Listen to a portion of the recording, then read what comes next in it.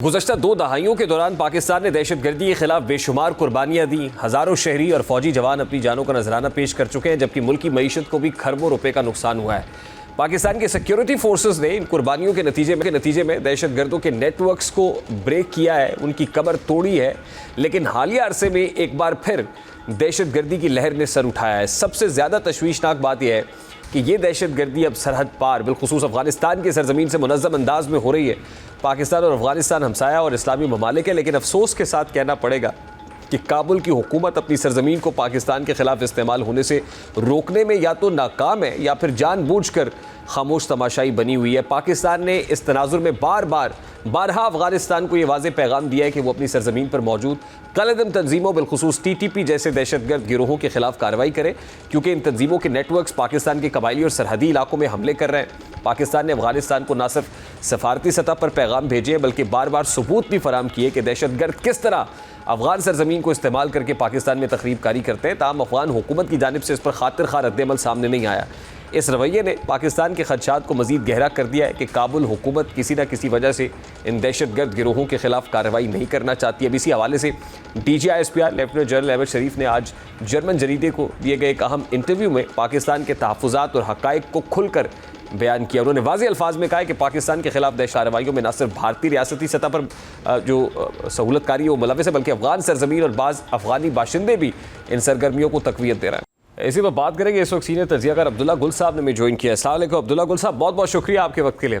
عبداللہ گل صاحب، یہ دہشت گردی کا جو پرابلم ہے ظاہر ہے ایک صوبے کے ساتھ جڑا ہوا ہے، وہاں پر تو مسلسل ویسے تو بلوچستان اور KP کے دونوں دہشت گردی کی زد میں مسلسل، لیکن اس وقت جو صورتحال دکھائی دے رہی ہے ہر گزرتے دن کے ساتھ بگڑ رہی ہے، اور اس حوالے سے بارہا افغان حکومت کو متنبع کیا گیا، خبردار کیا گیا، ان کو دوحہ ایگریمنٹ کی یاد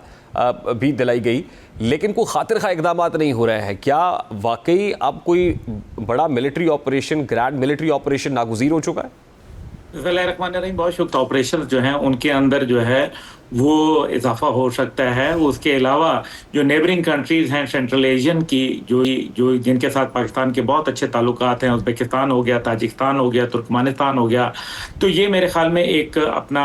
پریشر ایکسرٹ کر سکتے ہیں. ایران بھی اس میں شامل ہے، کیونکہ پہلے ایران کے ساتھ ملا اختر منصور کے دور میں آپ کو یاد ہے کہ ایران کے ساتھ بہت طالبان کی قربتیں بڑھ گئی تھیں، لیکن اب جو ہے ان کے اندر ایک ہالٹ آ گیا ہے. دوسری جانب جو ہے وہ ظاہر ہے سعودی عرب اور پاکستان کے جو ریلیشن شپ میں ابھی بہتری آئی ہے الحمدللہ، اور ایک ڈیفینس اینڈ اسٹریٹجک معاملے کے اوپر ہم نے ایگریمنٹ کیا ہے، یہ بھی ایک اہمیت کا حامل ہے. لیکن اس سے گو کہ طالبان کے ساتھ جو ہے سعودی عرب کے اتنے اچھے مراسم نہیں ہیں، تو زیادہ ہائی ہوپس اس میں ہم نہیں کر سکتے. لیکن پھر بھی سعودی عرب عالم اسلام کا ایک اہم ملک ہے، اس وجہ سے وہ کچھ نہ کچھ پریشر ایکسرٹ کر سکتا ہے. تیسری جانب جو ہے وہ سہ ملکی جو اجلاس ہوا وزرائے خارجہ کا، چائنا، پاکستان اور افغانستان کا، اس سے میں بھی چائنا نے میرے خیال میں بڑا مضبوط موقف اختیار کیا ہے اور کہا ہے کہ $22 بلین کی جو انویسٹمنٹ ہے افغانستان کے اندر، اگر اسی طریقے سے پاکستان کے اوپر حملے ہوتے رہے اور دہشت گردوں کی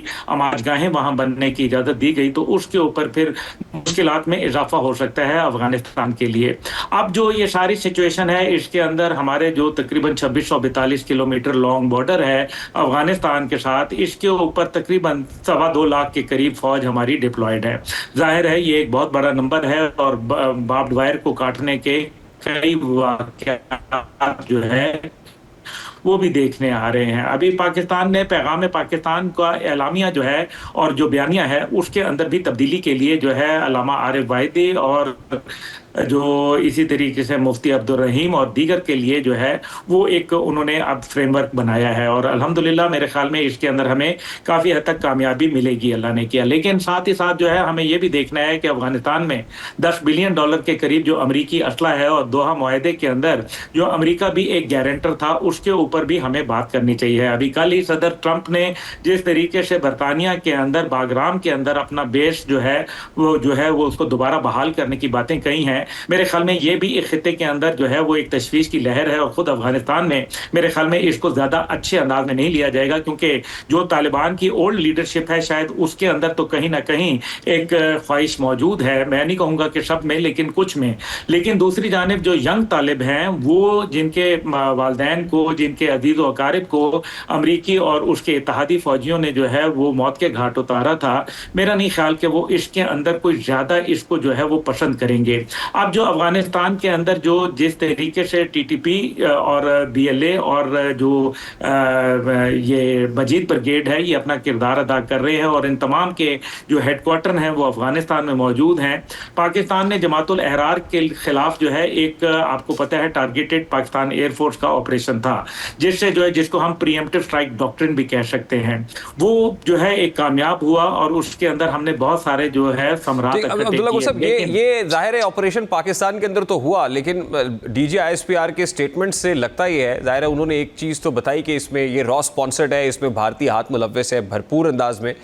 تو یہ پاکستانی سرزمین پہ ہو رہا ہے. لیکن کیا آنے والے دنوں میں ہمیں نظر آئے گا کہ افغان سرزمین پہ بھی کوئی ایسا انٹیلیجنس بیسڈ اسٹرائک ہو سکتی ہے؟ اور پھر دوسری امپورٹنٹ چیز یہ ہے کہ ظاہر ہے اکانومی ایک بہت بڑا فیکٹر ہے, اور افغان طالبان بھی اب یہ دیکھ رہے ہیں ان کو بھی سرکار امور چلانے کے لیے فائنانسز تو چاہیے ہیں. Are they getting close to India? جی دیکھیں, بات یہ ہے کہ وہ ان کے پاس بہت سارے اسباب ہیں, اور سب سے بڑی بات یہ ہے کہ 93% اور جو نارکوٹکس ٹریڈ تھا دنیا کا وہ افغانستان سے چلا, اور پھر ظاہر ہے یہ ایک بہت بڑی اماؤنٹ ہے, 6800 ٹن کا جو نارکوٹکس تھا وہ وہاں سے جو ہے اسمگل ہوا. تو یہ تو ایک میرے خیال میں ایک ایسی انڈسٹری ہے. دوسری جانب جو ہے امریکہ خود اس بات کا اقرار کر چکا ہے کہ $18.5 بلین کی انہوں نے جب سے 1 ستمبر 2021 سے ایگزٹ ہوا امریکن اور الائیڈ فورسز کا, تو اس کے بعد سے $18.5 بلین جو ہے وہ افغانستان کو دے چکے ہیں. ایسی صورت میں جہاں ڈالر ان کا جو ہے پاکستان سے کم ہے, تقریباً 78 روپے کے اوپر ڈالر ہے, اور پاکستان کا آپ کے سامنے ہے. لیکن اس سب سے کہنے کا مطلب یہ ہے کہ افغانستان سے کہیں نہ کہیں اسلحے کی اسمگل بھی ہو رہا ہے. جو $10 بلین کا اسلحہ امریکہ کا موجود ہے, امریکہ نے ابھی تک جو ہے باوجود اس کے کہ ڈونلڈ ٹرمپ صاحب نے اپنی الیکشن کیمپین میں کہا, اور پھر انہوں نے سب سے پہلے جو حکم نامے جو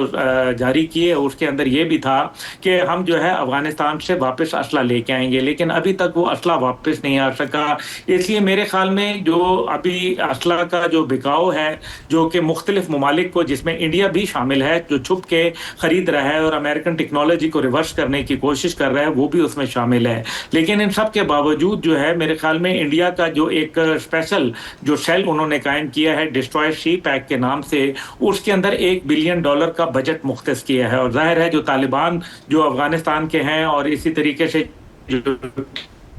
ٹھیک. عبداللہ گل صاحب لاسٹلی یہ دہشت گرد ہیں, مجھے عبداللہ گل صاحب معذرت کے ساتھ بریک لینے کا کیونکہ کہا جا رہا ہے, لاسٹلی جو میرے سوال کا پہلا حصہ ہے کہ کیا پاکستان افغان سرزمین پہ بھی کوئی ٹارگیٹڈ آپریشن کر سکتا ہے, کوئکلی بتائے گا, then I have to take a break sir.